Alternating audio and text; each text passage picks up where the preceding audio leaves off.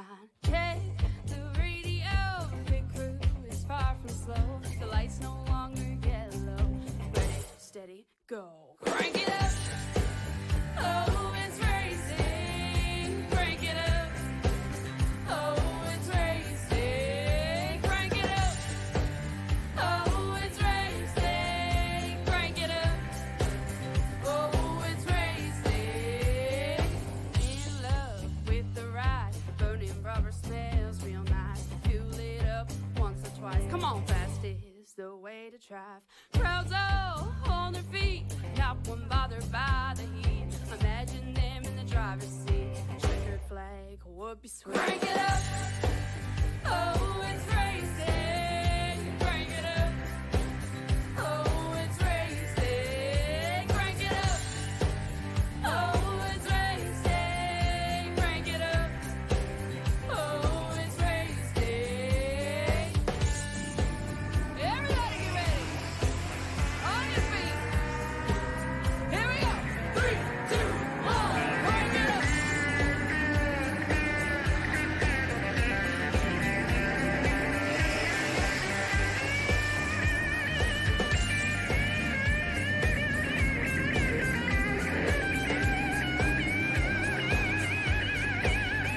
Crank it up. Oh, it's racing. Crank it up. Oh, it's racing. Crank it up. Oh, it's racing. Crank it up. Oh, it's racing. Crank it up. Oh, it's racing. Crank it up. Oh, it's racing. Crank it up. Oh, it's racing. Crank it up. Oh, it's racing. Crank it up.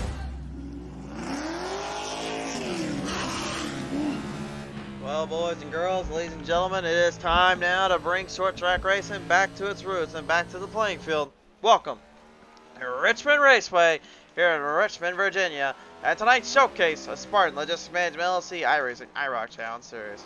Hi everyone, I am the Crusader Christian Shriver, and I join you guys here today to see some top-notch drivers, some top-level performers going back at it here, ready to bring out the haymakers and bring out the speeds. It's a solid lineup to say the least, and it all kicks off right here and now as we begin with our chats of the day here. Let's bring it in to the guy that right now is the top of the mountain here, at least some practice-wise for a minute, as Jeff Napier in the 40 comes up here in the positions. Now, Jeff, well, I guess at the moment I gotta give you a broadcaster curse by smacking the wall there, bud. But how is the track being kind of held up for you, and how you feel right now going into this race? Pretty good, I guess. Just trying to survive, you know. Just caught a really good draft lap there on that lap there, and I think Cook was right with me too. They're kind of got us a good draft and made a really good lap out of it. Take a good lap out of here. I know the way the corners are and the turns are a little bit here too. How much of an open do you think it is for these next-gen Cup cars? Kind of give you a little runoff when you get into those turns a little tighter than more than others. For me, turn exit, meaning or corner exit, is hard because it's so easy to over throttle and wipe out, you know. For sure there. Well, nevertheless, though, as we get you ready to go here, we'll see how this number 40 machine holds up today. Best of luck down there. All right, thank you. Jeff Napier, ladies and gentlemen, have a little time to chat with us here as we now bring in the number 94, Troy Radford. And Radford, you certainly do know a thing or two about running on the short tracks here. We've seen you pull off some wins at Bristol and pull off some hard racing down the other short ends. But today at Richmond, a bit of a little bit extra half mile to it, if you will, and a little bit extra speed. How much does that make for you and the difference makers? Nah, it's really just going to depend on how the race plays out. So Richmond is, even though I do tend to do better on the short tracks than I do on the long run on the bigger tracks, I tend to struggle on long run a little bit. But the short tracks tend to be good for me. But this is not that it's a bad one for me, but it's probably my least favorite of the short tracks as far as I tend to not have good long run speed here. But I changed up a few things, so I'm hoping to address that and hopefully get a little bit better. Whereas the hardest parts are really kind of around some of these corners with the high tight end banking of the turn one, or is it the kind of the rotation off of 3 and 4 with that little down crease into the progressive turn off 4? See, it's really a combination of it, actually. So it's so easy to run a fast lap here that if you get in that rhythm and start wearing out that right front by overdriving entry, like the fast line tends to be dead on the bottom and really hugging the line. So whenever you get into those long runs, if you've been running those fast lines and just hugging the bottom, driving as hard as you can, you're going to kill it on the long run. So, it's like you really have to kind of focus on, okay, this is my short run line and this is my long run line. Definitely a lot of thinking to do and a lot of planning ahead to bring out to the table. But Troy, we do appreciate your terms and knowledge here in the driver's seat. Best of luck, bud. Thank you. The number 94, ladies and gentlemen, getting all squared up, ready to tip-top this shape in as field gets continuous practice around the track. Let's take it down here and talk about our other guys here. The number 7, David E. Brown, now on the show here. And David, here out of the gate, practice right now in the 7. I mean, these are probably the 3 lucky 7s have kind of come to play. Do you feel a little lucky here to kind of get something going with this chart? You're breaking up a little bit there, but yeah, I got a lot of 7s all lined up here. Maybe I should go to Vegas, huh? That's what I say. Usually we're doing pretty well in Vegas here, and looks with the scheme here, I presume at least something has to evolve around, possibly having a little bit of a run with the championship hunt, with the playoffs, right? Well, I need all the luck I can get. This is such a tough track, and I learned a lot just out here being with these guys. So, yeah, one more 7 for me, and I'd be happy tonight. Well, you never know around here, but David, nevertheless, we do really appreciate it coming on board, sir. Best of luck. Thank you, man. So, ladies and gentlemen, David E. Brown right there having a little chit-chat with us right now as the field gets squared away and set into position and on the start. I'm talking now with one of our other boys here, the usual heavy hitters here, the number 46, Chris Mefford, now joins us on the call. Chris, you and family member Brandon definitely tearing it up from the 1.5 miles down now to the short tracks end of here, but right now, Brandon with the faster time out of the bunch here.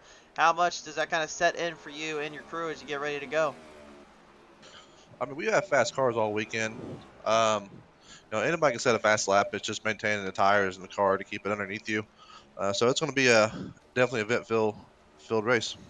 Event-filled race, so a little bit of a hard charger too, 150 laps. How long do you think it'll be before these tires take too much? 10 laps in. These things just, I don't know what it is with these cars. I'm not the best with them. I'm like the more spring-loaded cars. You can actually feel it sitting. I'm still kind of trying to learn these cars. For sure there. All right. Well, nevertheless, though, we really appreciate your time. Best of luck to you and the fam. Thank you very much. The 46, Chris Mefford, ladies and gentlemen, our last driver to talk with here as we now present in part to you with Spartan Logistics Management LLC grading order today, presented in part by Loud Pedal Gaming TV, Smashing Loud Pedal Viewing Entertainment, and R&R Racewear. For the official iRacing merchandise line and store, also the IROC Challenge Series is iRacing virtual store. Be sure to check them both out and see what you can see with the Loud Pedal Gaming TV and what you could look like and some awesome R&R gear. But here it is, ladies and gentlemen, for Richmond, Virginia. We take a look at our starting lineup. Ryan McCann is in the number 3, is outside Troy Radford in the 94.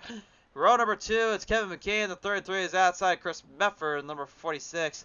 In row 3, Brandon Mefford in the 83 is outside Cook Quick Pouts, the number 54. Row number 4 is going to be Cody Harker, the 66 outside Chris Wally in the 5. Row number 5, Tim Schofield in the 12 is outside Neil Quick in the number 2. In row number 6, Doug Wysocki in the 34, Jeff Napier will be on his outside in the number 40. In row number 7, we'll see that piloted down there by Aaron Smith on the 1 with David E. Brown in the big 7. And finally, Ray Radford, your final starter in the number 47, rounding out your field. And race fans, well, they come from all walks of life. They come from all walks of planes in existence. The drivers now face off with a huge challenge at stake. This is a short track in its own right, but it's one of the tougher tracks to master on. It is Richmond Raceway here on Pizza Race TV. And the action is just about to kick off as the fans come to life on the virtual stands, the virtual playing field. They are on their feet, watching on, ready for the start of this magnificent race and this tough challenge for the playoff drivers, as they are just merely a few races left from the championship race.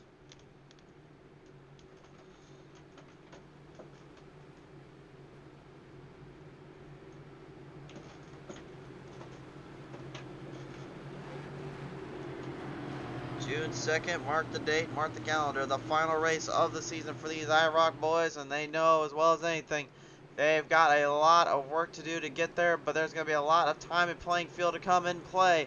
150 laps to the distance, green flag is out, we're underway.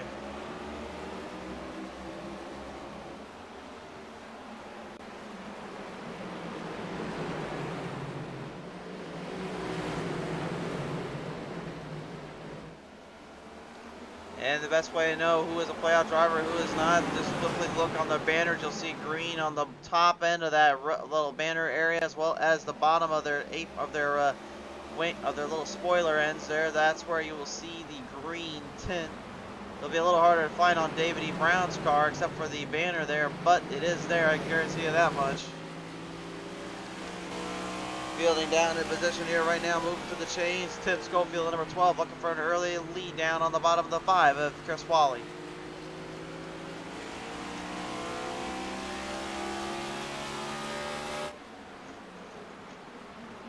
Field hammering down right now, trying to find some openings, trying to find a little leg up or two around the track here with 150 lap distance. This is certainly going to be a bit of a challenge for some guys to really make way, make pace. Oh, except for that right there, trouble off of turn number 3 and a huge hit in the wall for the number 54 Cook Quick.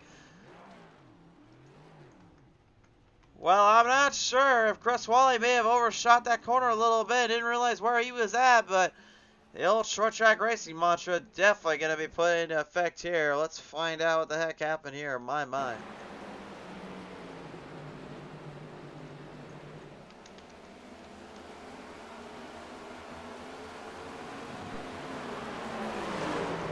Looked like a bad braking zone. That obviously you can see the 5 was on the brakes when he got the 54. He wasn't trying to intentionally get him, but unfortunately that didn't quite go the same route, same plan. We're gonna go on board with Wally here.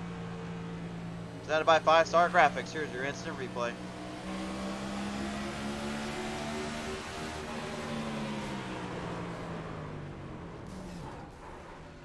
Yeah, both drivers on the brake, trying to get these things to take a set. The 54, though, major damage just out of the gate, and I guarantee that 5 is probably not too enthused about himself there. Not too happy that that ended up happening to him and another driver. What a tough break for these guys out of the gate. Well, let them be for the moment here and get kind of regrouped and realize this is not going to be for the faint of heart. Right now, McCann leads it. Troy Radford looking to hunt him down, though, in that 94. How will they do in the pace, and how will they end up racing this out? Find out when we return. Tonight's race, ladies and gentlemen, brought to you in part by our good friends over at Spartan Logistics Management LLC, by R&R Racewear, the official iRacing merchandise web store, as well as the IROC Challenge Series web store. Be sure to get your latest merchandise line from them. By Loud Pedal Gaming TV, smashing the loud pedal for your viewing entertainment. By SimSpeedShop.com. By Track Time Entertainment. And by 5-Star Graphics. A very big thank you from the IROC Series, as well as from us here at P3Race TV, for helping support the show and support the drivers. Now then, just a couple laps in, and already, like you saw earlier on, folks, boys got a little bit too all over the place, entering into the corners a little too hot, lead-footed, and they knew it too. They've got to be very aware. They cannot get too crazy. They've got to back off at certain points and at certain times, or this could be a very bad spot to be put into. The field will double file back up into position now and back into play.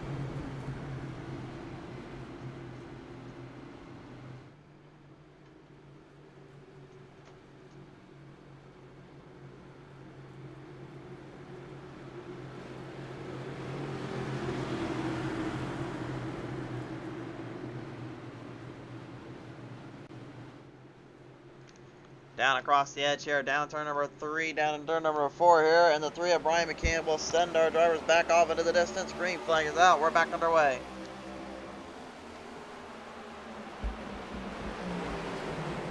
Now comes the biggest question here, as late in the run, how well do these drivers hang on to the speeds and under the control? Again, we're seeing a bit of badness carried over from drivers trying to get an early leg, early little stint on the outside. Chris Bedford going for a hard ride on the out end.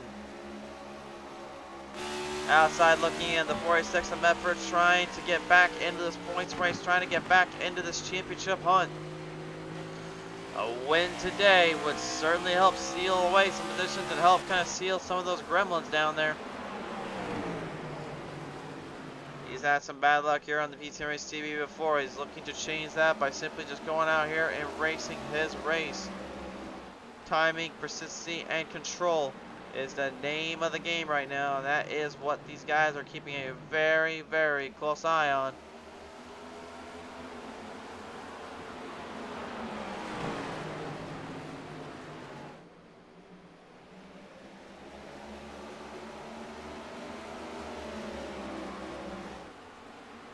Effort already taking the race lead over. Looks like he knows how bad the tires are going to tear up, and he knows how bad this is going to square around for him, so he's just going to go for the run early. Points wise, he has top 5 material. Actually, he is in the 5th slot. Neil Quick 4th, Radford 3rd, and Aaron Smith 2nd, and then Ryan McCann right now the top gun of them all. The surprising thing is Aaron Smith's got 5 wins over Brian McCann's 4. But the bonus points is what ends up actually getting him up 11 shots up from the McCann boys. So now that actually is making things a little bit more difficult down there for them and their crew to actually kind of hit up and really take full control of. They're going to have to be very aware of that throughout this series and throughout these events, because that could definitely come back to bite them later. Wins are one thing, but when you can strategize points, find the bonus points, and find the extra leg up on some of these guys, it certainly makes the racing that much more worth it and really that much more important.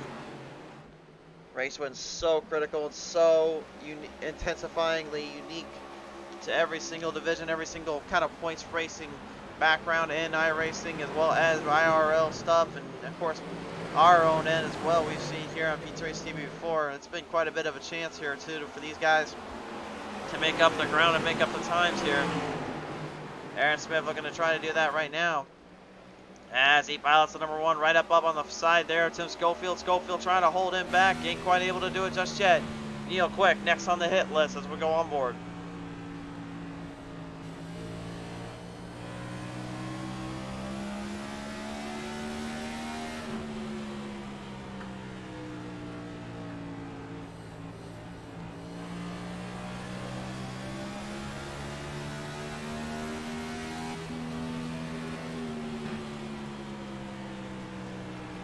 Here's something I'm kind of noticing too, the way some of these guys are driving. A lot of them, they're diving in harder on the throttle, those RPMs shooting straight upward. They're trying to stay more into more one gear than they are trying to go into 2 or 3. They have to get back on the throttle. That way, although Smith right there, beautiful pass on the outside. Would not have thought he'd be able to do that. Usually a lot of guys, you heard him say earlier, the bottom is where the speed is, the bottom is where the run is. But it's been kind of proven before that this track can give you some movement on the outside. Of course, also this track kind of, large part also kind of making up for the Iowa Speedway style configuration of racing. Although I will tell you right now, those tracks do not race anything like Iowa. Richmond is its whole other beast, and Iowa Speedway is a whole other animal. I've raced here at Richmond multiple times in my career. And the biggest thing I've always kind of said it for, and I'll say it again, is just the tire wear takes a huge hit and toll on you sooner rather than later. And also, it's a very unique style of circumstance kind of racing, because you're having to find multi-grooves, multi-angles just to try to find a way around everybody. But this flat end back straightaway to me is what makes things so darn difficult to get around, because you're going from a flat bank then to the straight up kind of progressive turned up straightaway. It's a very unique style, unique configuration, but the most difficult part to me is it really was never intended to be that way. The original Richmond Raceway was a half-mile configuration track that, well, in large part, in my opinion, gave more of the crazier moments than we've actually seen on the modern-day Richmond. I do in ways kind of wish they would go back to old Richmond, but I mean, I know that is never going to happen, but I can tell you one thing though, at least the drivers can make do with what they got and try to make the best out of a show with what they get. It is a good track though for that long versus short run, as Kevin Harvick, Denny Hamlin proved in this last race up.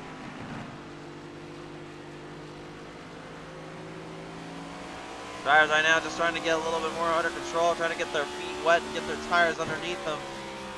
This is something a lot of times you see from these guys. They'll just get a little bit crazy out of the gate. Things get a little bit pushed off the wall, pushed off the speed, and then it starts to die down, simmer off a bit, and it gets a little bit more under control. Cook Quick, Chris Wally, the only first victims of this here, and I think that's why a lot of guys are trying to back off now. Well, unless your name's Aaron Smith, anyway. I swear, there's just no beating that cat out. He just goes and drives it like he owns the place.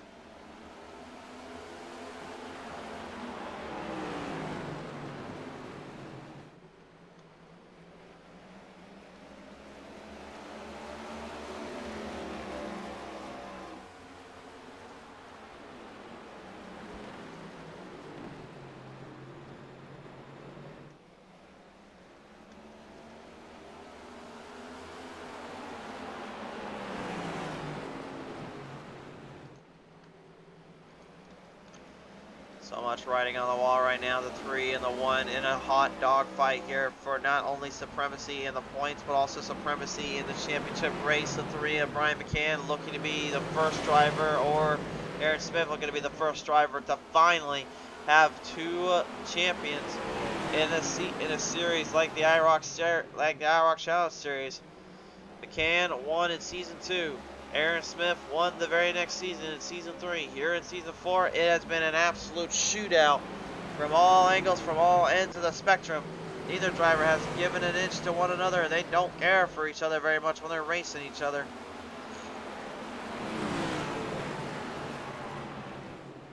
I also want to kind of compare this to literally the Darrell Waltrip and Dale Earnhardt saga here at Richmond, because that's kind of how these two kind of act to me. Obviously, McCann kind of representing the Earnhardt saga, obviously, but he's not a very big intimidator style on the bump and runs. He's more of a controlled method kind of guy, but he will have no trouble late in the race getting a little bit aggressive like that if he has to. And then that one of Smith with that Darrell Waltrip kind of Forest kind of style mindset, he'll just pull that bonsai dive move there and try to make you think about doing it twice. Or he'll just end up putting it right on your back bumper and then just leave it there. That's kind of what he's doing right now to the 3 of McCann, trying to get into his head. There's no getting into McCann's head though, believe me. I've already tried to find a way to kind of get around that boy's brain, try to figure out how to kind of rewire and tweak it. There is no way you can study that guy without figuring out how to beat him first. Uh-oh, trouble down there in number 47 though. Ray Radford has parked it up, I believe, into turn number 3. Yeah, the 47 Radford right now is in turn 3, up into the wall. Trouble down there, unfortunately, and that will slow our pack back down now to the instant replay presented in part by 5-Star Graphics today. Under the night skies and night lights here at Richmond, let's take a look at this.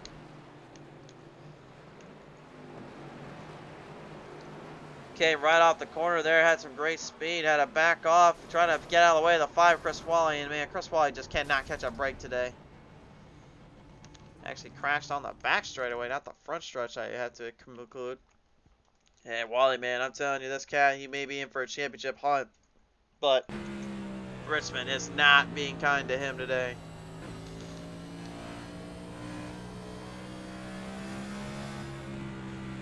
Well, you can see Radford did try to back off, and Wally, I think at this point, just kind of knew it was time to accept the fate. He was in trouble.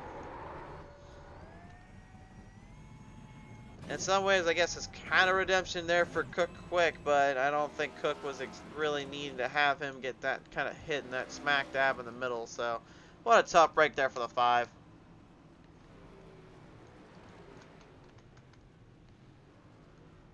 So field right now going back in pace, back under control here. Let's take it to the on-call list now and listen into our drivers as they come off the pit road. We'll leave Chris Mefford alone as he is currently in the hunt and in the fight, but we will bring in his family member Brandon Mefford here as the number 83 now joins me here on the call list here. And Brandon, right now things have been pretty evened out and pretty hard to really kind of take full control of out of the gate. Really, as that has to do with just trying to worry about not burning the tires up too quick? Yeah, trying to save tires. You get a long run, we're going to have to, I think it's going to be a battle out here. So just trying to save, wait for the stages to hit, and be there for a shot at the win at the end. For sure there, yeah. With this all set up and ready to go here for the long term versus the short term, how difficult do you think some of these guys are going to find themselves in when it is all said and done? I think we're all, none of us are safe. This track is treacherous. It's slick. It's hot tonight. But, I mean, I don't think anyone's safe right now. It's going to be a long, hard race for everybody. For sure there. Well, nevertheless though, Brandon, we do appreciate you coming on board. Let's see how well this team and this crew can fight off for the 3/4 miles. Thanks, man. Random effort right now, trying to get all set up back on the speed here. And one of the other guys that just kind of likes to ride it around though and have a little fun, of course, is the man, the big 34, Doug Wysocki. Hey Doug, how you doing tonight, buddy? What's up, man? How y'all doing? Doing pretty good. Just kind of hanging in there and doing my usual. What about you? I'm just trying to get through, man. I'm just this car is just so tough for me to drive. Some of these places, man. It's just you got to be on eggshells or this thing's gonna come right around. You guys say that all the time about the eggshells in this car. Look, I mean, I know how that hard that steering is, that snap lock steering is, and how that rear end likes to kick out on you. But maybe you could just give the fans at home a little bit of an idea what it's like just trying to throttle control these cars on a track like this. Yeah, I mean, you know, you just have to be easy coming off the corner. I mean, look at Troy and the Bedfords up front there. Those guys, man, they're so smooth and fast. I just don't. I don't have it. I mean, I get to the gas too quick, and you can feel it just start coming around. Once it goes, it's gone. And once it goes bye-bye, it goes bye-bye. But the good news is you guys still have a very good chance to at least survive out and conquer if you can push this thing to its limits. Nevertheless, the best wishes and luck down there for you and the team, Wysocki. Thanks, man. I appreciate it. Absolutely. Well, they call him Bobs, but right now the only thing he is doing is whipping up himself a nice little slow cooking dinner because he's trying to stay under control and stay out of problematic zones. We'll see how long that lays out for him throughout this race. Off the distance into corner number 3 and turn number 4. This time on by here, we'll bring him back to the green flag. Green flag is back on out.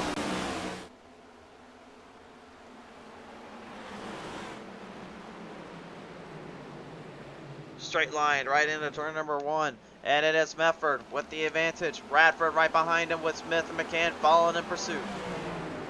Aaron Smith getting around Brian McCann. Kevin McCann, his family member, right behind him. Not on the playoff grid, if I may add. Kevin had some troubles earlier on the season.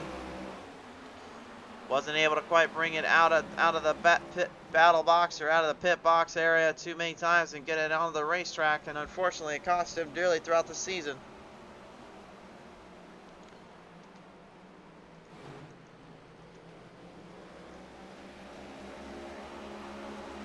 Down across the plains here, down into the inside zones. Everybody looking for positions, looking for a runoff or two, hoping for the best. This is where things get very difficult in my opinion because you're really trying to now not only fight the drivers off, but you're also trying to fight off the admin and the pressure that builds up from the surface. Once that rubber starts to get laid down, then it starts to get a little bit slicker, a little bit harder to master, a little bit harder to control. Because again, you're now having to form another lineup and looking for some grip down there with these tires. It's a very delicate process, a delicate balance, and only the best can fight off the rest.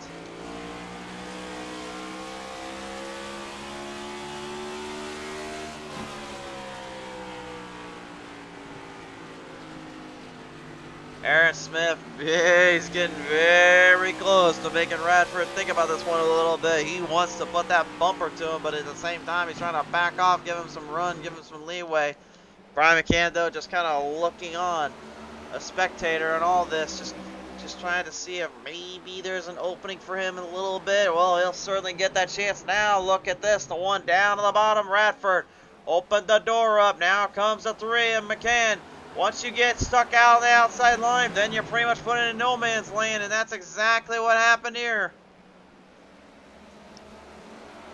Tire compounds seem like they are a bit more of a harder compound today. That makes them a little harder to kind of run off for the later end, but the softer edges of these tires with them burning up so quickly makes them extremely difficult to have to deal with because then air pressure becomes so critical, so uniquely blended out. And I'm telling you right now, some of these guys, they're not kicking that in to full effect.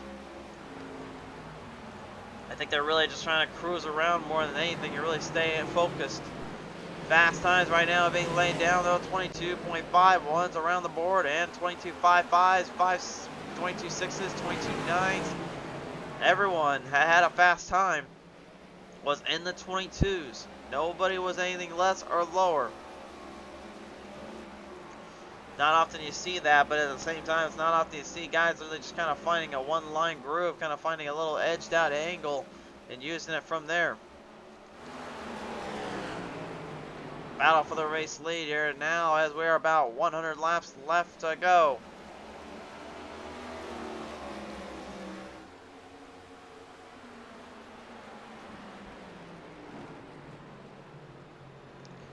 Chris Meffer doing everything he can to hold off Aaron Smith, just trying to get to the stage break, but you can see Smith is extremely clever when it comes to just being patient, being very optimistic.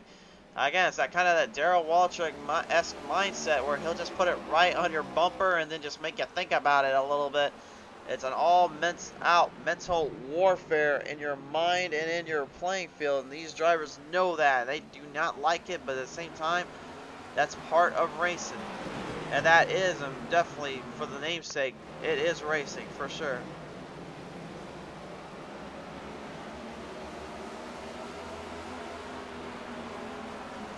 Down to the edge here, turn number 1. Look at the opening coming from the 1. He's trying to get it in fully. Got a good run on the back straightaway, but look at Medford trying to dive it in quick, trying to get back in that spot. Knows he's in trouble. He's got to get it lower. He can't get it, though, without having to take the 1 with him. Medford is in a very critical spot here. If he lets Aaron Smith get a good jump off the exit, he'll be in trouble. But running that outside line is tearing the tires up and making it extremely difficult to turn in last bit. McCann knows what he's seeing, so he's waiting patiently for Medford to make the mistake or to give him a chance to swing it by. Smith, though, he's having some troubles down there, going to run back up to that top of the wall there. If he can run to the bottom, they get back to that wall. That's where the speed comes from. That's where it lies within. The leaders right now in a hot dog fight here. Neither driver giving an inch.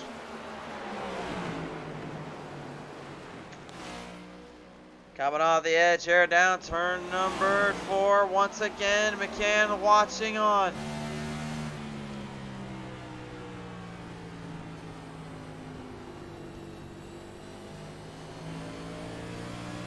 You can see Medford, though, man, give the credit's due there. He's doing everything he can to fight off a top-level driver there in Smith. He's been down this road before. He knows what this is like. He doesn't want to quit. He doesn't want to give out.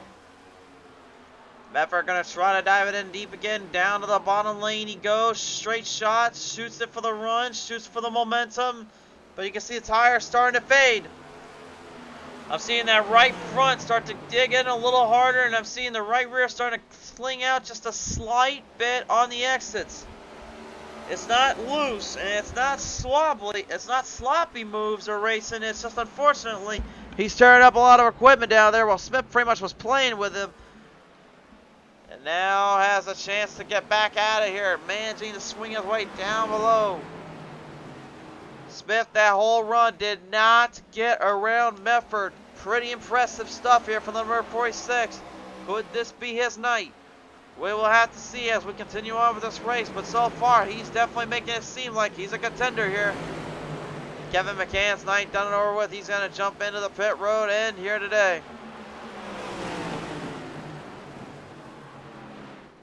I think Smith was kind of backing off the throttle and kind of braking a little bit sooner this time to just make Medford kind of think about it more as they go.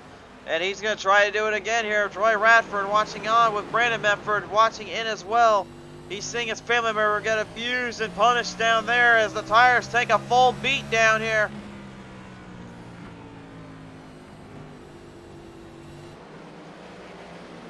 On the outskirts of the front straightaway now, and now it is time for the one of Aaron Smith to take his dirty deeds done dirt cheap right on that 46th sidewall curve. On the skirt down below. Looking for the pass. He still can't get a run though. That 46 will not give him any line or anything up. I got a feeling that Smith right now is just thinking, man, how many times do I got to deal with this cat right now? Can't I just get rid of him? And the answer to that is a frank big fat no. He will not go away that easily.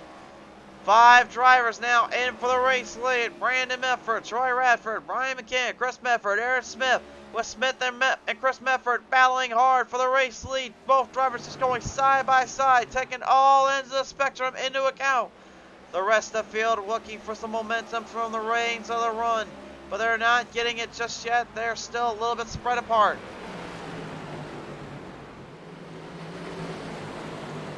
How often do you see stuff like this? And of all places at Richmond, you don't get that too often.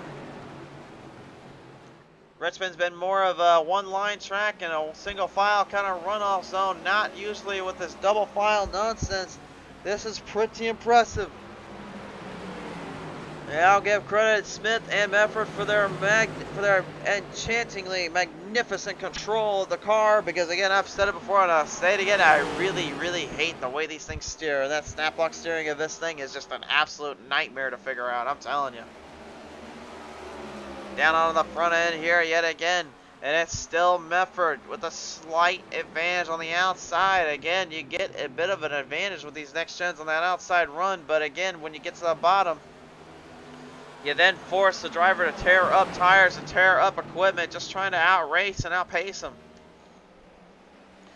Troy Radford now maybe looking to play the Chris Medford game here as laps are starting to close in.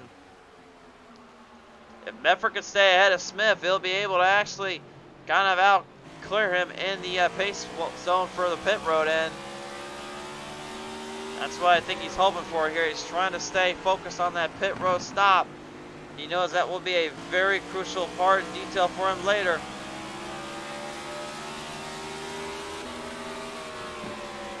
Well, you can see how much Aaron Smith is having to drive and turn that thing around into the turns, while Medford is having to go full on, full send just to hold him back.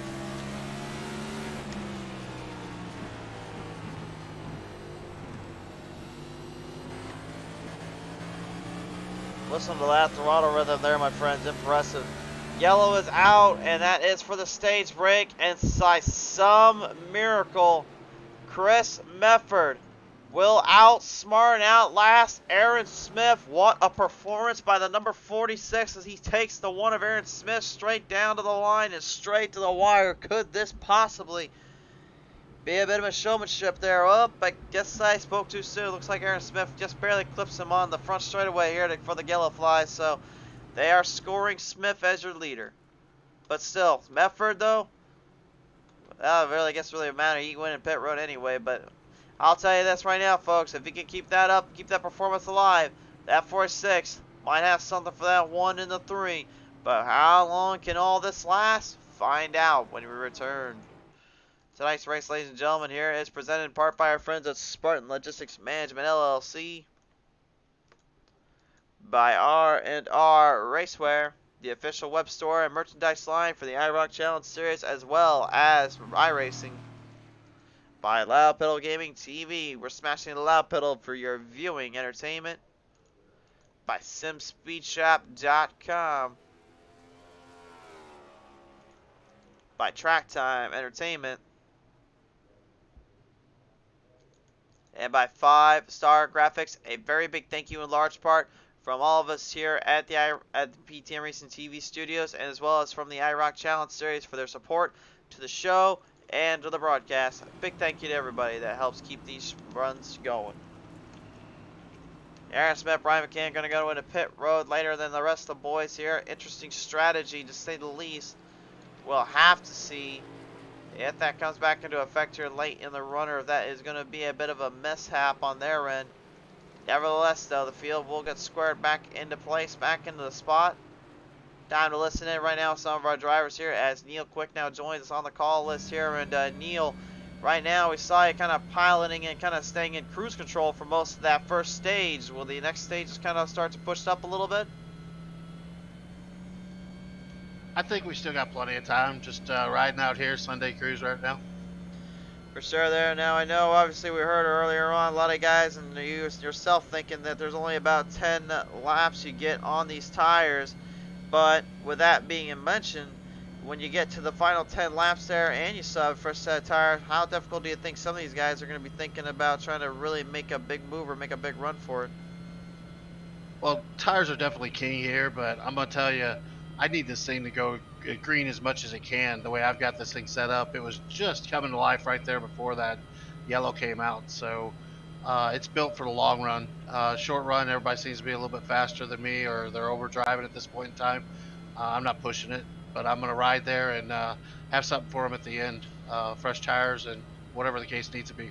For sure, there, right along to the end and go full on haymaker. We'll never let Neil. Best of luck as we get you back into the crack and back on the rig. Thanks, man. Neil Quick, ladies and gentlemen, the number 2, trying to establish some dominance and establish some speed, trying to hang in there with this crew.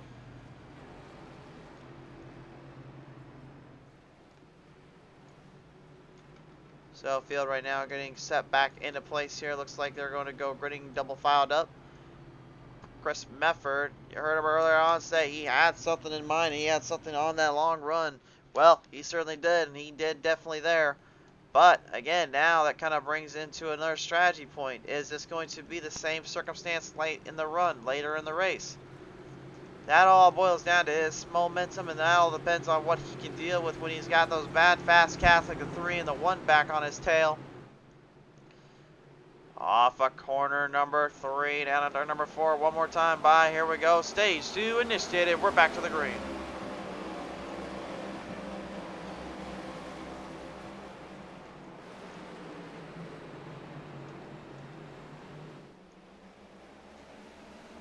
Two cautions in that first stage here, back with the race lead back on the 3rd caution due to the stage break. Field moving in, Schofield in the 12. Pushed upwards the outside. The 3 of Brian McCann making it very difficult to really keep these guys in check, keep them in line. And I'll tell you right now, I'm really surprised how hard some of these guys are running out of the gate. I like that 3 and 1 because they hear them over and over again say how difficult it is on the tires. But making moves like this and making such a hard run, I would have thought really it was what done them in or really kind of tore them up. Setting a hot lap is one thing, setting a long run is another.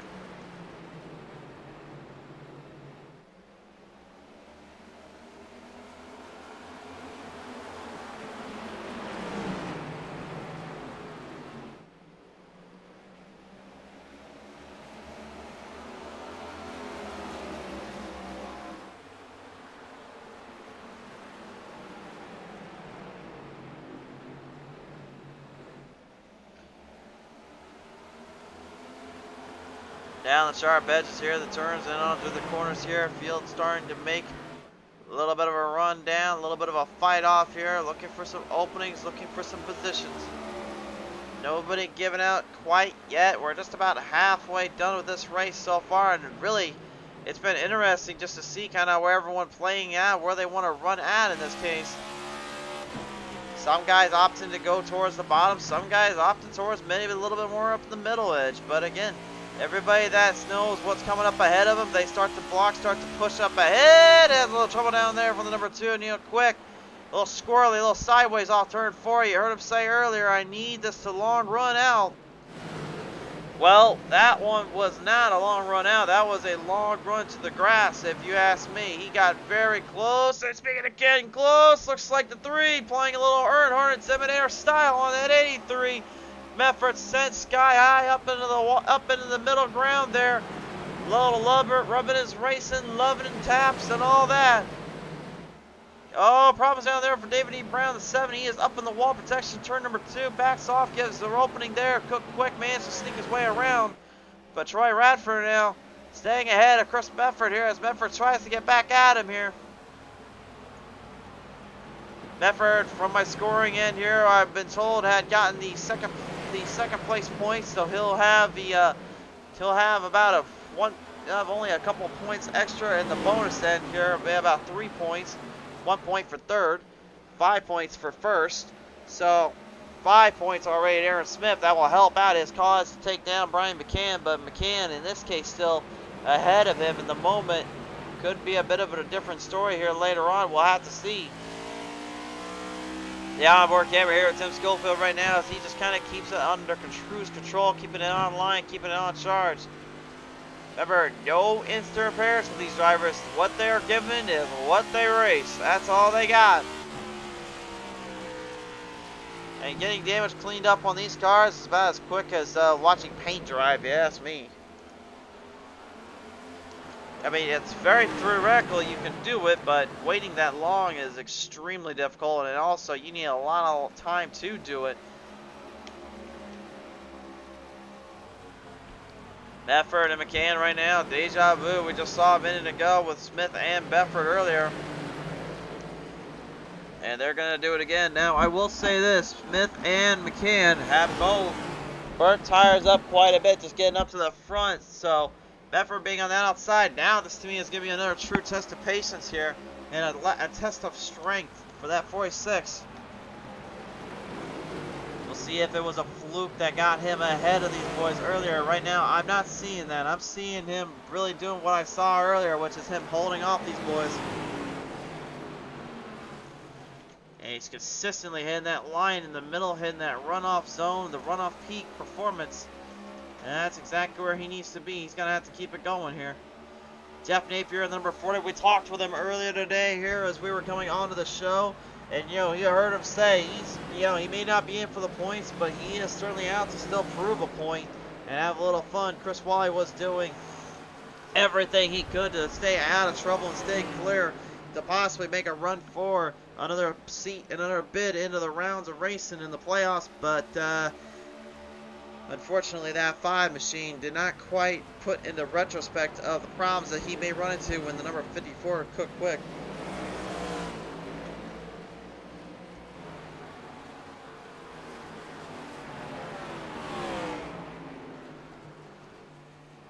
The two of them getting into it, unfortunately, down in turn number 3 and 4, causing a massive wreck on, I think it was about 4 laps into this race. And there was definitely a lot of problems, a lot of scenarios really popping up here that made things very tricky and very difficult to master, and these guys knew it all that much. Bedford right now currently is the man on top.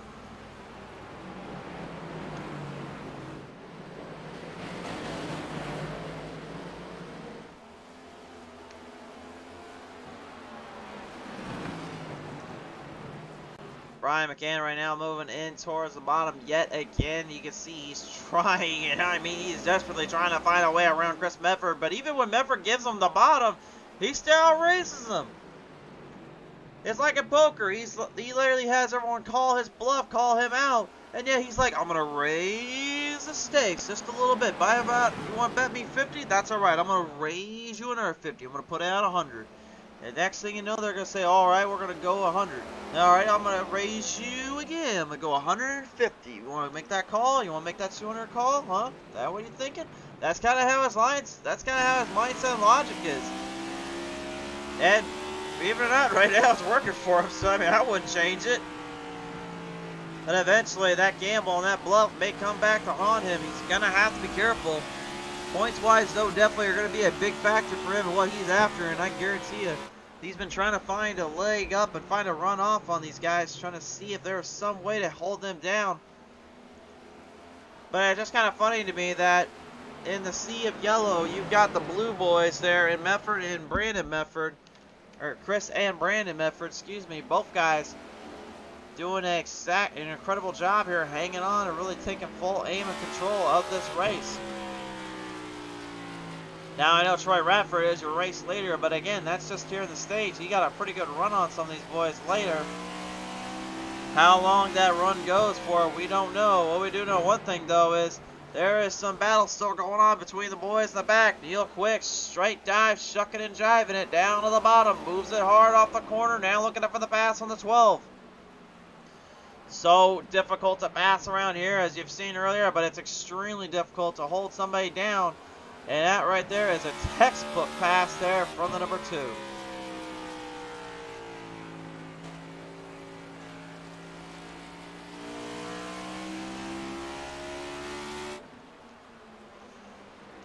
Chris Medford, Brian McCann, Aaron Smith, both guys back at it here. Look out though, the number 1 down low says, hey, 3, let's see where this one can go. Brian McCann loose, so is the number 1 of Aaron Smith. Off a 2. Down in the corners, both drivers in a dog fight battle zone here. This is your battle for the top 3 points on the line here in stage 2. Smith knows if he doesn't start making some changes, taking some runs, he's going to be in trouble. McCann opened the door up, looking to cross him over into the back straightaway, looking to dive down deep. We're going to go for a runoff here on that number 1 as we go on board with him.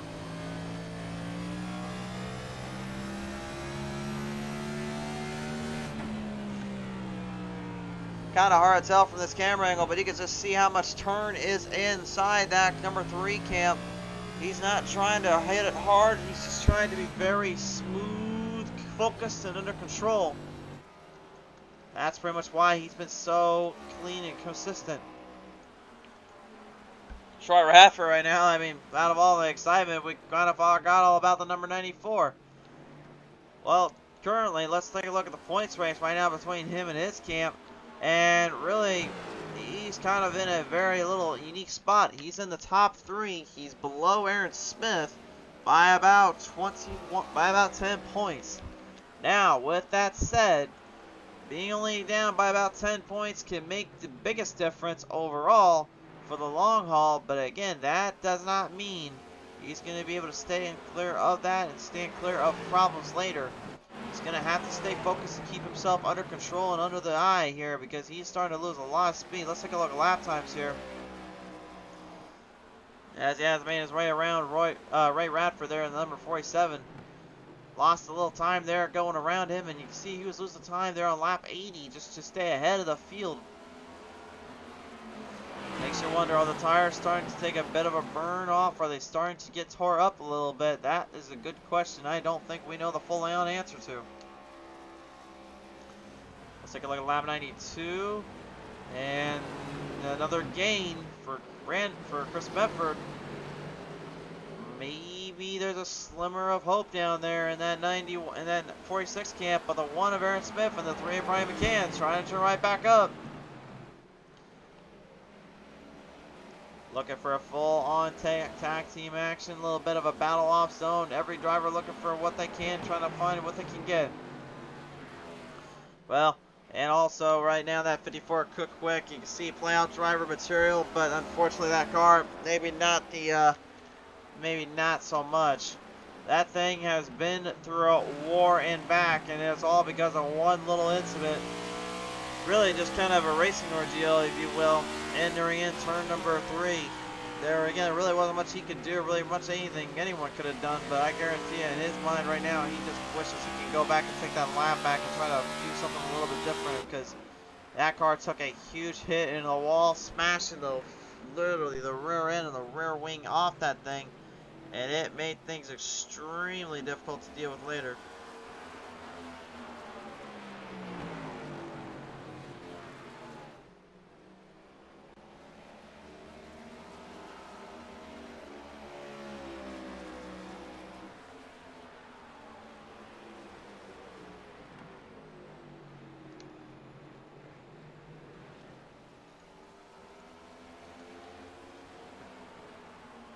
Entering the turns now. Look out for that 1, Aaron Smith and Chris Medford. How many times do I got to keep saying these two are going to go back and forth out of here at Richmond today?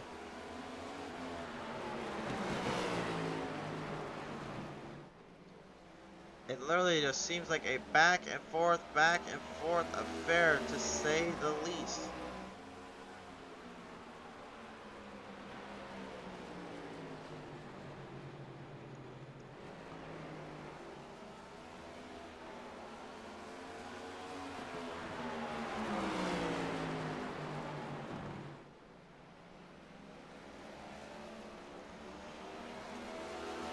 Time running out though. Troy Radford here. You can see the gap shrinking down as we go. Laps starting to close up. Not a lot of laps left before stage comes to an end. We'll see if Medford and Radford have maybe something for each other in that final stage. But right now, I think it's kind of safe to say Radford, judging by the fact that he's been able to keep it under control and steady as she goes for all the laps, I think he'll have no problem taking the stage win. But I'm not going to bet any money on anyone yet in that final stage, because right now you're seeing a strong short run from the 1 and the 3. Chris's long run extremely smooth and consistent, but Radford seems like he might have a very best short run car, depending on how he gets out of pit road. Remember, He won at Bristol Motor Speedway not too long ago, and you know, people can say what they want about that track versus this track, but I will say one thing is definitely the same with that. I think everyone can agree. They're both short track ideals and mindsets. So with that said, Radford easily has an advantage just from that alone. Some of the guys in the back end of this one too, like David E. Brown, Doug Wysocki, kind of spread apart one another here. Again, it is every driver for themselves, but I guarantee you they weren't exactly expecting this to kind of go the way this one went. I think they were expecting a little bit more of some dogfights and some back and forth, some pushing and shoving around here, but that's not the case. Cody Harger and Kevin McCann, both mechanical problems down there as well. Kevin McCann, earlier on, you saw him making some moves earlier in the race. Not quite the same now anymore.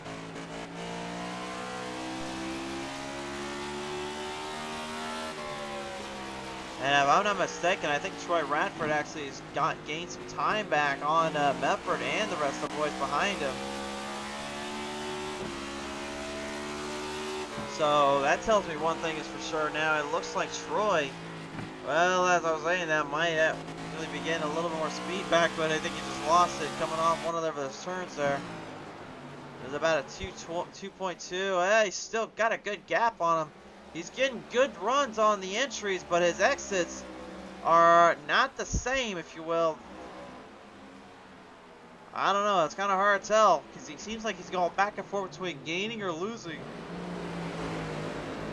And then if you're wondering what I'm talking about the time delta here. That is the gap between everybody in their positions and their runoff here in that zone.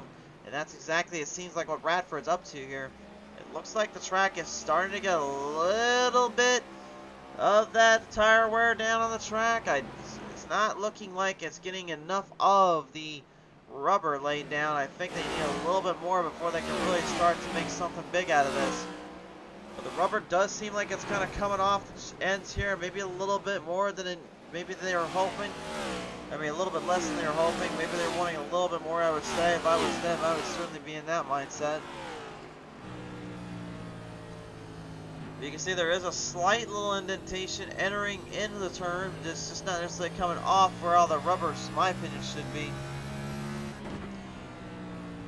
The same ordeal kind of happened back in Martinsville, where you saw a lot of drivers not even able to make moves or make passes because there really was no way around another group. And even with the bumps and runs, we've kind of established these cars can take a lot of abuse and damage, which is great. But that also means it becomes really difficult to pass when you can't shoot somebody up a little bit or get them loose.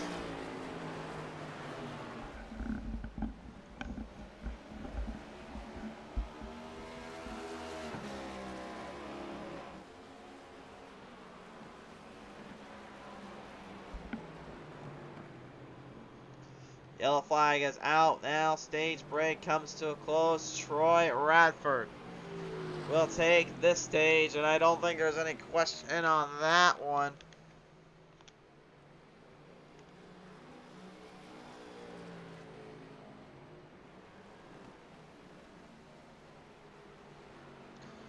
I will just say this though, now with this stage, this now sets a tone. This sets the field up for a huge position point. Which one of these drivers has the stamina and has the overall short track mentality for a short run coming up? That remains to be seen, and we're about to find that out here in a minute. Return to PT Race TV. Everybody heads to pit road. It's time for a fight and a half off of this race. Tonight's race, ladies and gentlemen, brought to you in part by our good friends over at Spartan Logistics Management LLC. By R&R Racewear, the official web store merchandise line for IROC Challenge Series and iRacing. By Loud Pedal Gaming TV, smashing the loud pedal of your viewing entertainment. By SimSpeedShop.com. By Track Time Entertainment. And by 5-Star Graphics. A very big thank you from the IROC Challenge Series and from us here at PT Race TV for your support on the show and on the track. Pit lane clears out. Radford gets the advantage, but Aaron Smith will move into the next round out, and then be Mefford, Neil Quick, Brandon Mefford, with Brian McCann getting a very late pit off there. Doug Wysocki, David E. Brown, Tim Schofield, Ray Radford all headed in. Napier also heads in, so Radford will be your race leader out of the gate. We're going to pop the top 5 up on your screen right now because I want you guys to take a quick look at that top 5 right now. That could easily change at any moment, at any due little time. We don't know what is going to happen here. We only know one thing. This could get wild. This could get a bit crazy. And in my opinion, for the first time today, Chris Meffer is going to be put to an even bigger challenge, having to run it from the bottom lane rather than the outside. Now, we know he has plenty of speed on the outside, but that's definitely a different story here.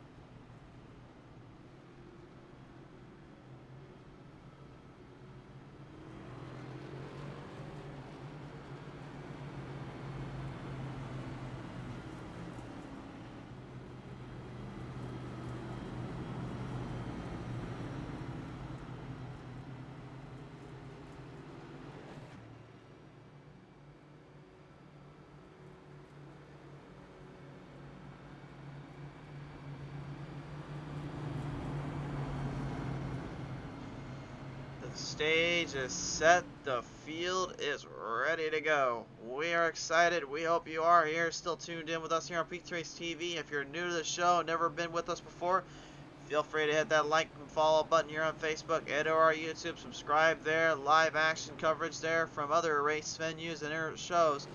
But also, we do have all races coming from Facebook straight onto the YouTube side of things. They will be always here with us to the end.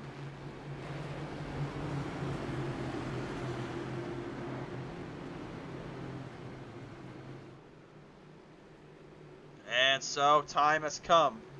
Which one of these drivers is going to walk away with the win and some much needed playoff positions?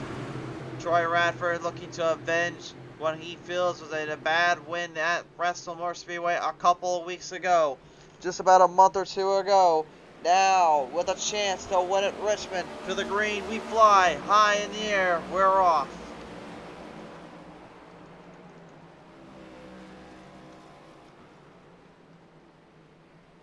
And Brian McCann right now, the shocker of all, he is actually going to be put a lap down in this field.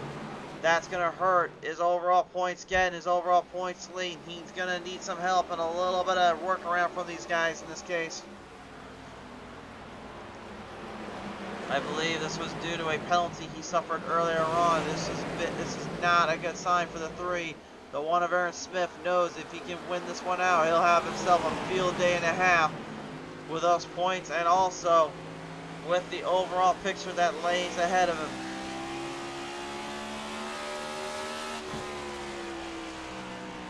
Chris Meffer, oh, trouble! Trouble off of turn number 1.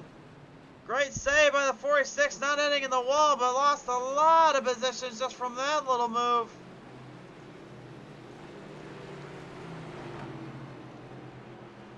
And the frustration now starting to set in on the 46 camp. He knew he had to make a move. He had to make it quicker. He was going to be in trouble. He made the move, but it did not stick.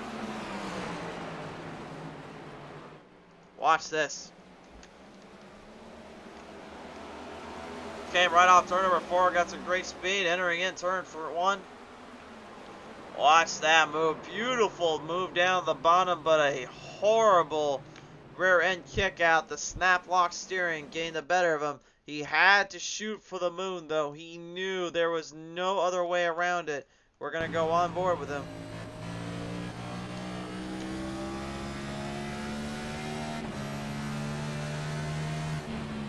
Well, he saw the opening right here, but this is where things went snap locked on him. But the fact that he was able to be very controlled, conservative, and not get the number 1 of Aaron Smith with him just shows you the respect and the driving style that the 46 bears in mind each time he comes out of the track. Great showing of sportsmanship and race effort if it's with him in the crew. Race etiquette, extremely difficult to find these days. If you guys watched last night's end, and no, we still do not have a full confirmation on our race winner, and I do apologize as well on the stream end to everybody out there that was not too thrilled with that little circumstance, that situation. I can tell you right now, I'm just about as not thrilled as you guys are when it comes to what I had said and what I had to, kind of call on that broadcast. Believe me, I don't like doing it as much as you guys probably don't like hearing it, but that's kind of the passion, the overall presentation we bring to the table when we're broadcasting, and I think you guys know that all too well.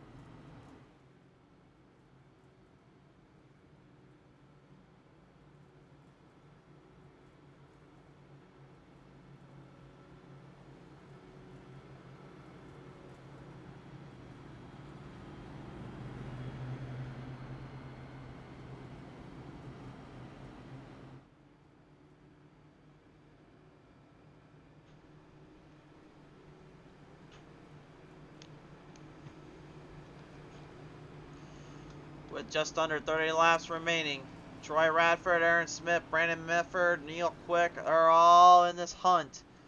A huge mistake made by Chris Mefford now gives them plenty of openings and plenty of ways to get around this. Brian McCann pretty much all but done and over with in this race. He's 2 laps down. Actually, I take that back. He's 3 laps down of the entire field. One wrong move in pit road and one wrong move out of the track cost the 3 dearly, and an absolutely unbelievable situation and circumstance has been bestowed upon the number 3 camp. He's going to have to find help and find a little bit of consequence there from these drivers as they get back to the green flag. They'll have Texas Motor Speedway to deal with next week, but that won't be until next week as we get back to the green. Troy Radford not thinking about next week. He's thinking about just trying to survive this week right now. Aaron Smith on the outside. Brandon Mefford running right below him. Smith all day long was running on the bottom lane. Now has to try to see if he can get something going on the outside like Chris Mefford did earlier. Radford has to deal with that punishing number 1 outside, and it looks like the middle is starting to develop a groove up there. There is some speed down on the ends. Oh, but a huge bobble there from the 1 coming off turn 2, opening the door up, and now the Radford camp able to take full advantage.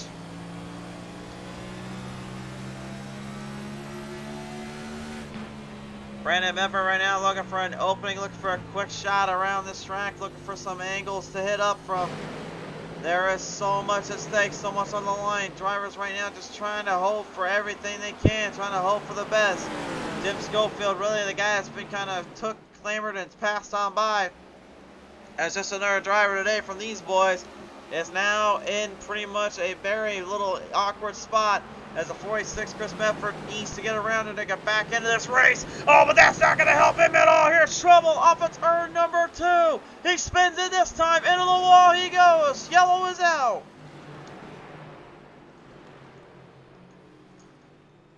From a perfect race to maybe the broadcaster cars coming back to haunt him, Chris Mefford is literally all over the place. This is not looking good.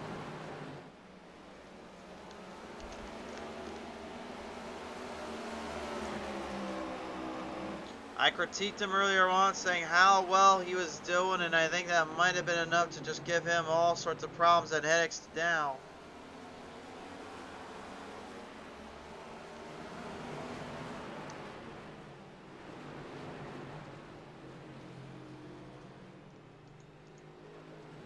Unreal, ladies and gentlemen. This is getting very, very difficult for some of these guys to have to undergo and deal with as they constantly just keep finding themselves in the spot. It seems like, well, it was turn 1 earlier, and it was turn 2 and 1 again. That gets the number 46 effort here. Just went right around. There was nothing he can do. I mean, what else are you gonna do in that spot? There's really nothing. There's absolutely nothing, no way, no how you can go from.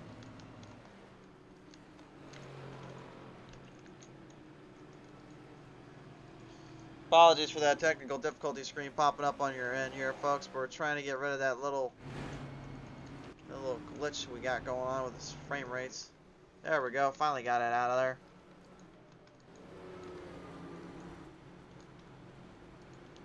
Top 5 on your screen right now with just a mere 20 to go. Maybe less than 20 when we get back to the race here. And a track like this is only 3/4 mile long. That's not a lot, to be honest with you.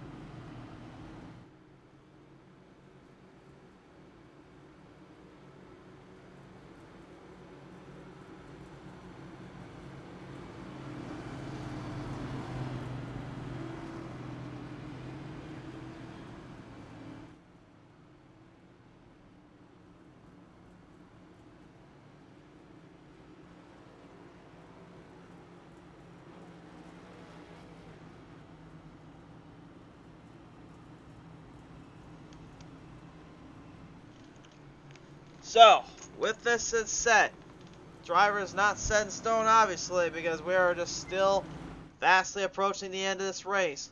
But it's clear to me, nobody is safe from these runs, and nobody is safe from the long haul, which at least 3 will get it out, though.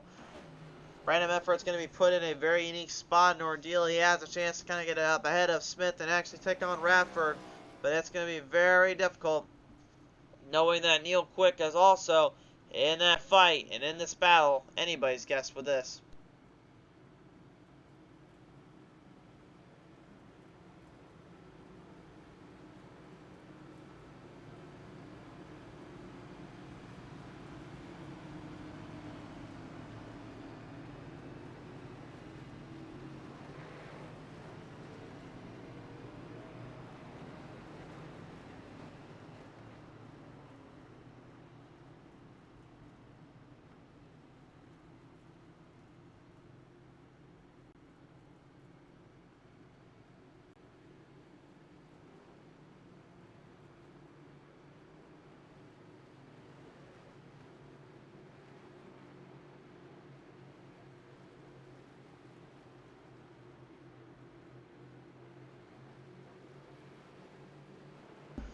Pace car draws our drivers in. Everybody is now in place and in position. It's time to go green and finish this one out. 19 laps remain. Who will be the top dog? We're about to find out.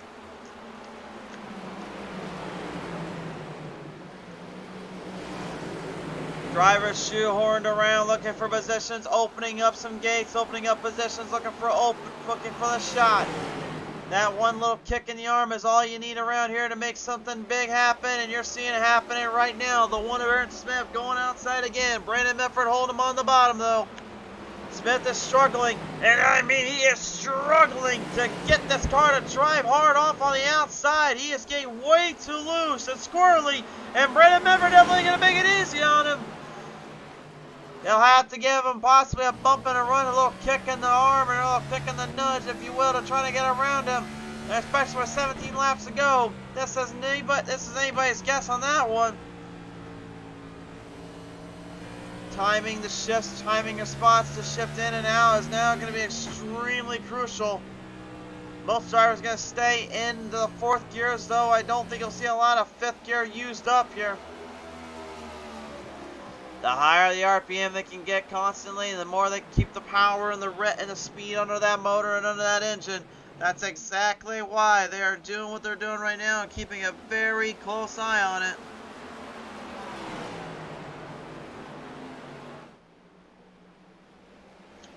Down across the corner plains though, Aaron Smith getting a nice little pass around. Troy Radford though has gained a lead. He's got some serious spots spreading up on that one of Smith. Smith knows he's in trouble. Gonna have to rely on that aerodynamics of that next gen cup car as well as the speed that Richmond can give you if you run it just right. Trying to run it back as hard as he can right now. The number 2, Neil Quick, also trying to run it back after getting put back a few spots there. David E. Brown. And the number 7 gonna give him a little bit of a dogfight maneuver here, trying to keep him on the bottom lane, but Quick way too hard on the exit. Puts it on the floorboard and makes a nice move here for 6. Chris Method is back in the 5th slot right now, looking to make a move and make a charge off. Tim Schofield, where on earth did this cat come from? The 12 all day has been pushed and beaten too much in his mind. He's like, these guys keep stealing my lunch money. Well, I'm taking theirs for once. The 12 has moved into 3. What an impressive display here in the 12 in the late stage of this race. That's what he's got to do, and he knows it. He's got to constantly work the throttle, work the speeds. Brandon Medford, though, opened the door for Chris Medford, and Chris was able to swing it straight to the bottom. Chris maybe with the last cast, a last search, and that speed, the motor of the 46. He wants everything he can just to try to get to the top spots. Aaron Smith, Troy Radford, though, there's a battle for the race lead. We forgot all about them. Troy and Smith, one more time.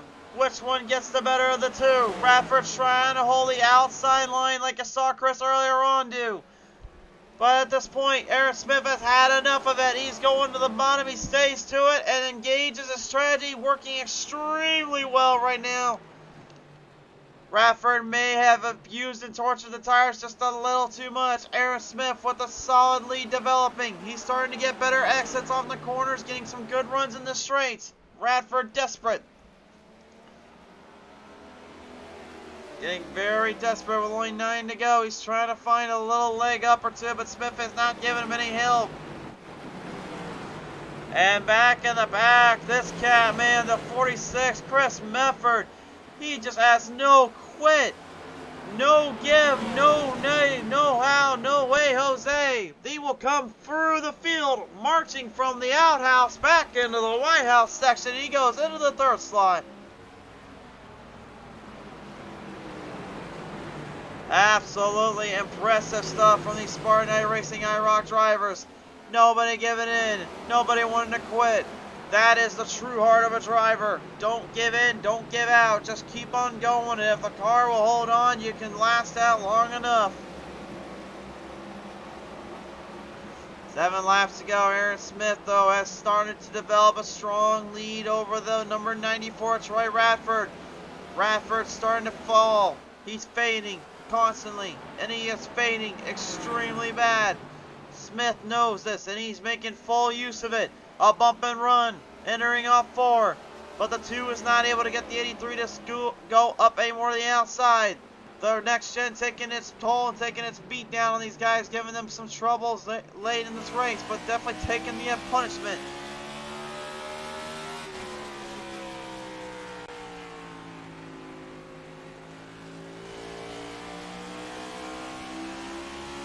Uh-oh, trouble down there on the back straightaway. We've got a caution. We have got a caution. And this is not what Aaron Smith wanted to know, and this is not what he wanted to see, especially with that 46 of Chris Mefford laying around here.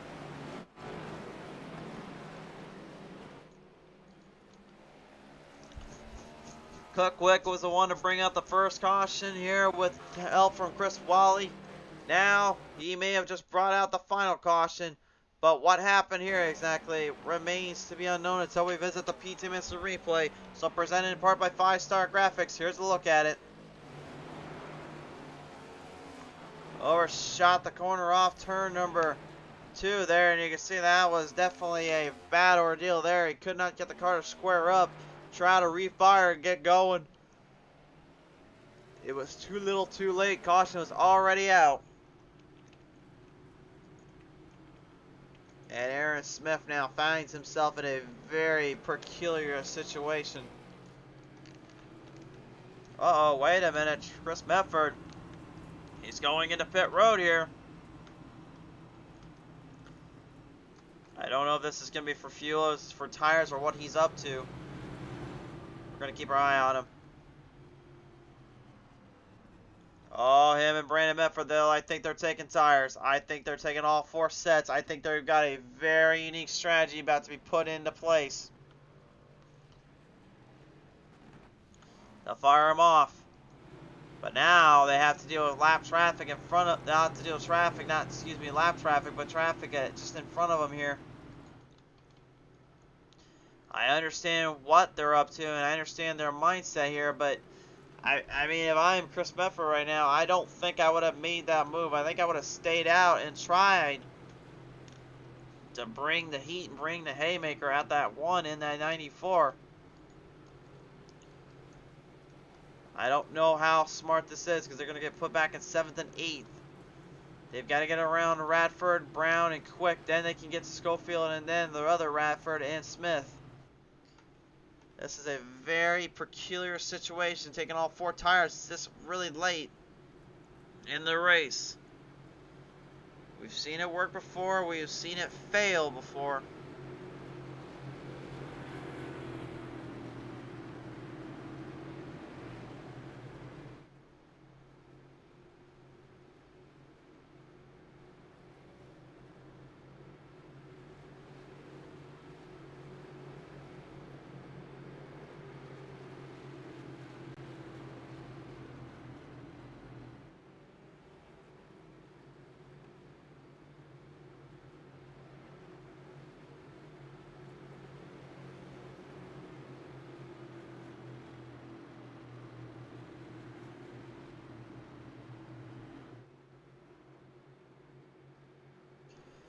The next time by, we turn lights off on the pace car. We give these drivers something to think about. This is a huge moment coming up. Remember, the green-white checkers will pop up if we have to go to them, but this is their first attempt. Can Aaron Smith hang on just a little bit more?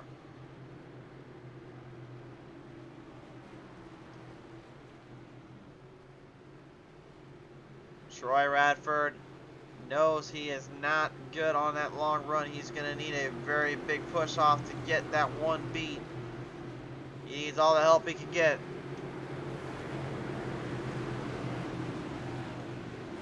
The anticipation now awaits our drivers here at Richmond.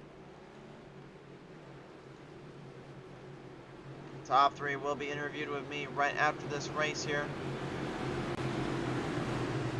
as we're about to field this one in. The final legs have now come before us here off of turn number 4. Smith to the jump, gets the run, everybody else behind trying to push and shove their way around.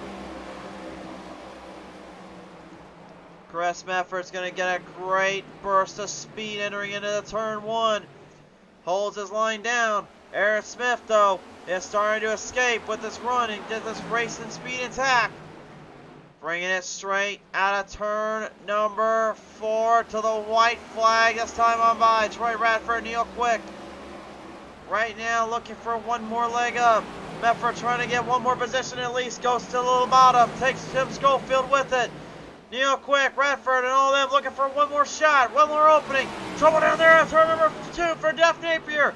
But it doesn't matter, because off of turn number 4, Aaron Smith is going to win yet again here on Beat Sim Racing TV.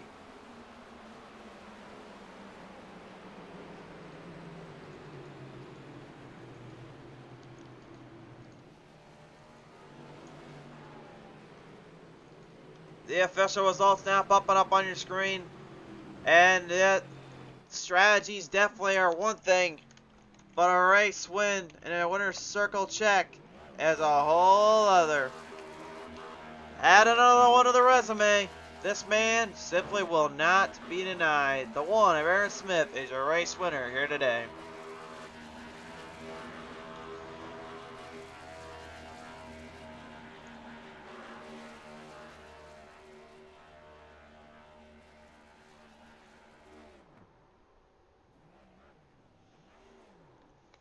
And the defending champion continuously and constantly putting everybody at odds with the track and themselves. No shame and no foul there, but by golly, he will hang on. Once again. He'll park it down on the front straightaway here. Here is your final results now. Aaron Smith, the winner. Radford, second. Third, Neil Quick. Fourth to Chris Mefford. Fifth to Tim Schofield. Brandon Mefford goes sixth. Seventh to Doug Wysocki. Eighth to David E. Brown. Not quite all lucky sevens, I guess you could say. He comes away one little spot short of that, but also going in ninth is Ray Radford. Jeff Napier going 40 in the 40 goes 10th. That rounds out the finishers today. Now to talk with the top three. Joining me now in the booth here is a driver we talked with earlier on, and that is Neil Quick, as he pots the number 2 into the top 3 today. Another podium here, Neil, but again, more performance and really hard stakes being put on the line. This car was in it to win it, but it was not enough here with that long run on the tires, was it? No, I needed a long run or for it to go green that whole last bit there, and those cautions kind of held me up a little bit. And I did make a mistake in one and got loose there, and then got a little bit of damage going down in 3 and 4. I think me and Dave might have got together, but I'll take a third and come out of here. But it was fun racing here with the guys tonight. It's you, you can't get into many leagues or series and race with about 5 or 6 guys, maybe even 7 or 8 guys tonight. I mean, these guys all throughout the year have stepped up and got faster throughout the year, and it's a good group of guys to race with, and it's only getting better. It certainly is indeed, but I know a lot of heavy stakes, heavy racing here being put on the line between you and the crew. With that being said, though, I mean, you're heading off from the short tracks list to a very, well, I guess you could say a very unique track in Texmore Speedway next week. What does that now mean for you guys to have to fight back out on a mile and a half and on a track like that, of all places? Those are where we can perform. I feel a lot more comfortable on those 1.5 or those intermediate tracks. Short tracks are fun for me, and then road courses and New Hampshire's in the same category for me, if you know what I mean there.